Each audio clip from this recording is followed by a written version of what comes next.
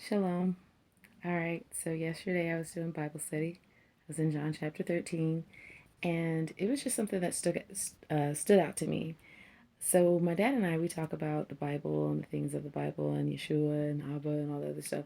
We talk about these things quite often, and over the years, there's been this little theory that we have kind of thought of in our, it's just speculation because I'm not 100, like, Holy Spirit hasn't given me a confirmation of these things.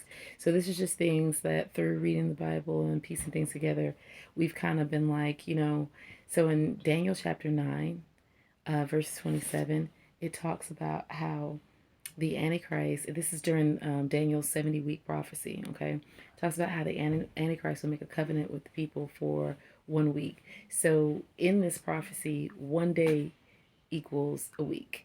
Equals a year. So there's 7 days in a week. So this is 7 years, okay? And then it says in the middle of the week, like basically everything that he made a promise about, like just goes to the wind. So the middle of the week would be 3.5 days, right? That's half of seven, 3.5. So let me pause right there. When I was in John chapter 13 yesterday, so this is where, so verses 1 through 17, this is where Yeshua anoints his disciples' feet. Well, he washes their feet. Um, I still think that he was anointed their feet. But anyway, he washes their feet and he's teaching them about why this is necessary, so on and so forth. And then starting in verse 18, that's when he starts telling them about who his betrayer is.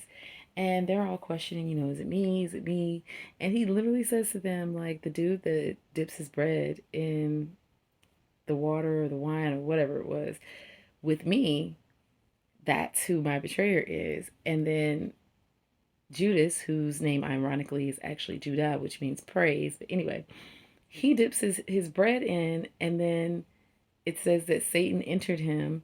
And then Yeshua leans forward and says, well, I don't know if he leans forward, but it just says that he told him, what you do quickly. And then it goes on to say, let me show you what it says, okay? Because I'm still like, what? Where am I? When Jesus had said these things, he was troubled in spirit and testified and said, most assuredly I say to you, one of you will betray me. Then the disciples looked at one another, perplexed about whom he spoke. Okay, let me go down to verse 27. This is verse 26. Jesus answered, it is he to whom I shall give a piece of bread when I have dipped it. And having dipped the bread, he gave it to Judas Iscariot, the son of Simon. Now after the piece of bread, Satan entered him. Then Jesus said to him, what you do quickly. But no one at the table knew for what reason he said this to him. For some thought because Judas had the money box that Jesus had said to him, buy those things we need for the feast, or that he should give something to the poor. Having received the piece of bread, he went out immediately, and it was night. Okay, the reason why that stood out to me was two reasons. First and foremost was going back to me and my dad's theory about the Antichrist. So I find it ironic that Judas, first of all, Yeshua's earthly ministry lasted 3.5 years, and then he was crucified, then he died and rose again. So that means that Judas Iscariot, before Satan entered him, walked with Yeshua HaMashiach for 3.5 years, not just as somebody that was part of the multitudes that followed him, but as one of his students. That's what a disciple is. One of his students that was personally chosen by Yeshua HaMashiach. He was a chosen one. And Satan entered him, and that is how he became betrayed. So that brought me to Daniel chapter 9.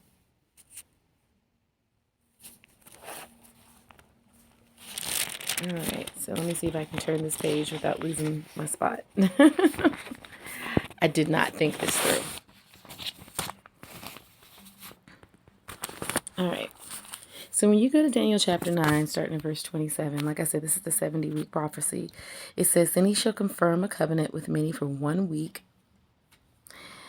But in the middle of the week, 3.5 days, which is really 3.5 years, he shall bring an end to sacrifice and offering, and on the wing of abominations shall be one who makes desolate, even until the consummation which is determined is poured out on the desolate. So I'm like, okay,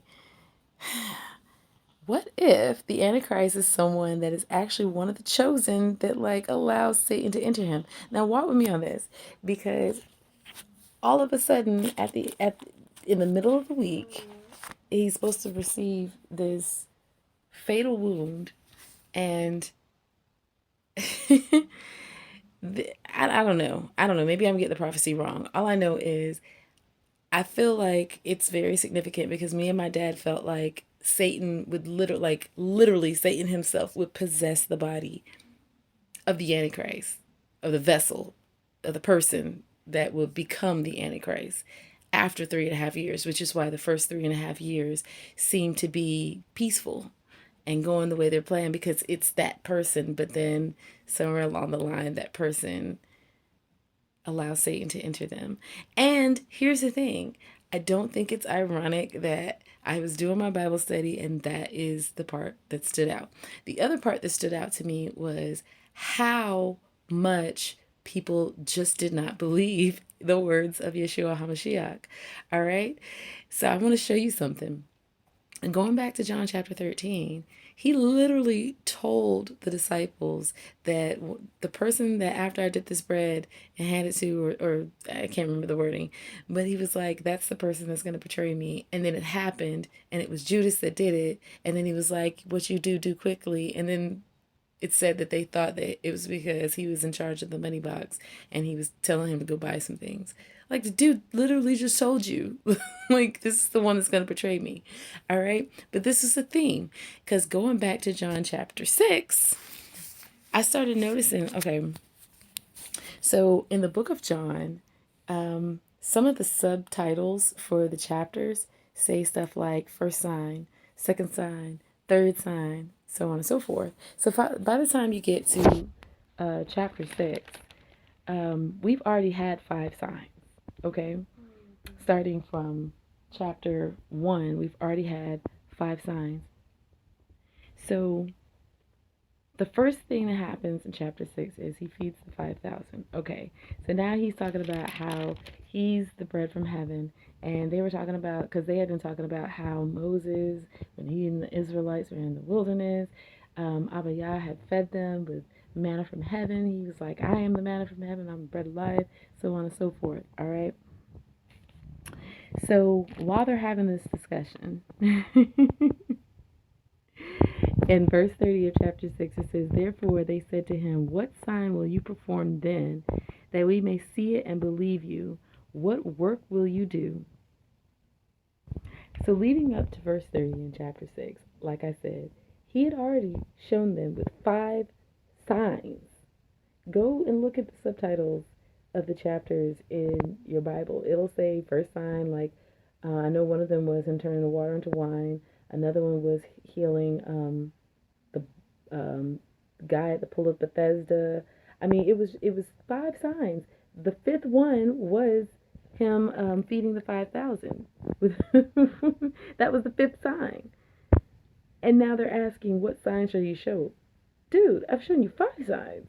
And he even, I want to say he does a total of 7 signs in the book of John. I can't remember. But like, he's already shown them 5 signs and they're still asking for a sign. So this is what I find interesting about that, though, because right above verse 30, this is what verse 29 says. Jesus answered and said to them, this is the work of God, that you believe in him who sent me. I mean, that you believe in him whom he sent. They don't believe in him because they're asking for a sign, and he showed them 5.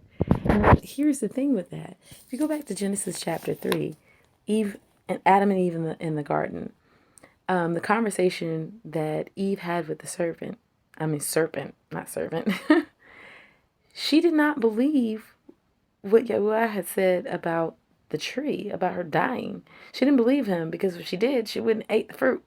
Okay? the very first sin is doubt. I don't care what nobody says. The very first sin is doubt.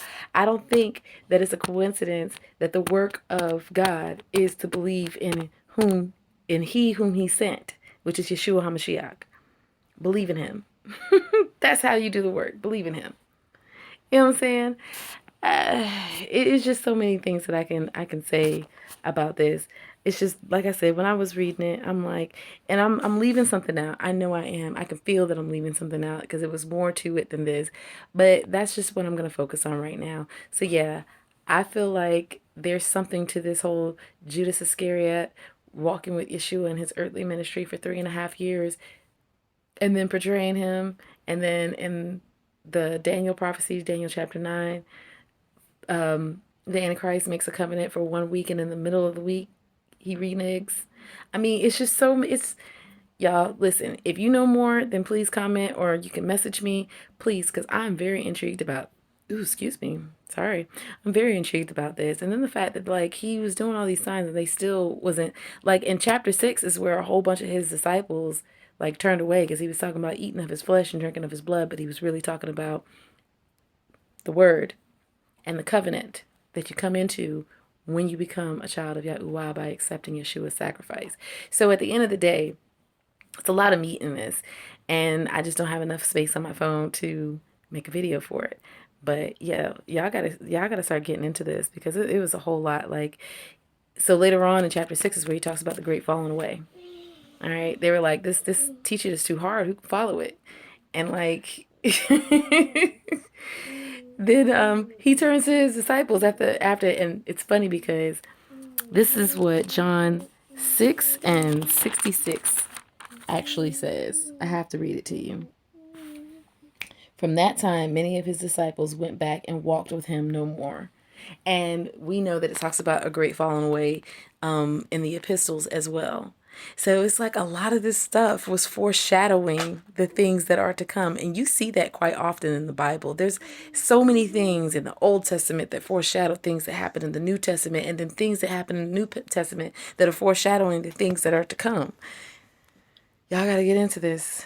I'm over here just like, wow. And again, when I get a better revelation, I'll probably make another video because I feel like this one was all over the place. I'm literally about to go to bed, and my son is distracting me with all the noise and stuff that he's making, even though I told him not to make any.